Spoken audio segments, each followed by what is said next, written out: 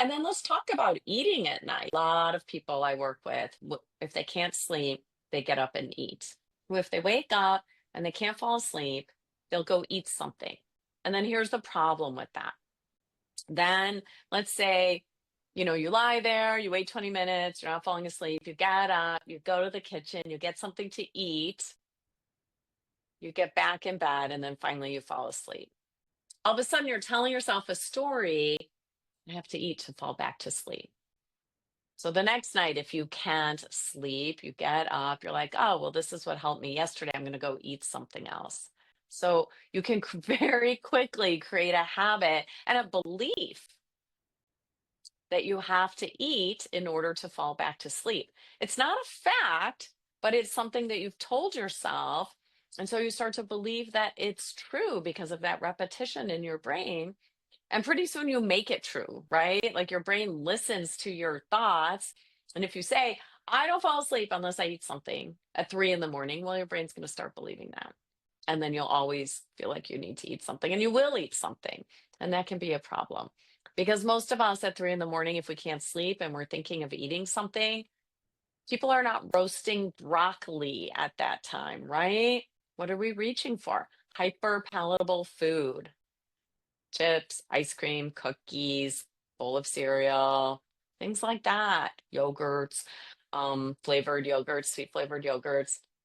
Most people are not eating the leftover fish and asparagus from dinner last night if they can't sleep at 3 in the morning. Start at 9 if I want to be asleep around 10:30. And so for all of us, I would say this is a nice place to tap into our technology, to set an alarm for your winding down. Actually brilliant. It's so interesting because we really start to change our behaviors based on cues and triggers around us. So I think we hear that. And what happens to us when we hear that lullaby sound? We start to, we can do that for ourselves. We can create evening cues to cue us to start the bedtime routine earlier. So then you can have that morning routine that you want to have, which is wonderful.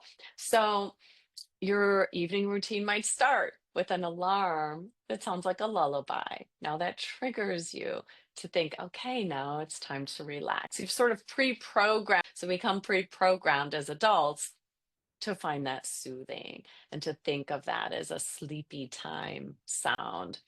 And then create your evening ritual that you kind of work backward. If I want to get up at 6, I'd like to be going to sleep, or I'd like to be falling asleep by 10. What time do I need to start winding down? So just like we can't tell kids, like, run around, be crazy, do all the things, do your chores, do your homework, play with your brother. Okay, now it's bedtime. Be quiet, hop in bed, go to sleep. No, we can't do that. We need some time. We need to dim the lights. We need to soften our voices. We need to calm down. We need time off screens. I mean, I think an hour before you go to bed is a luxury to give yourself, an hour with no screen time.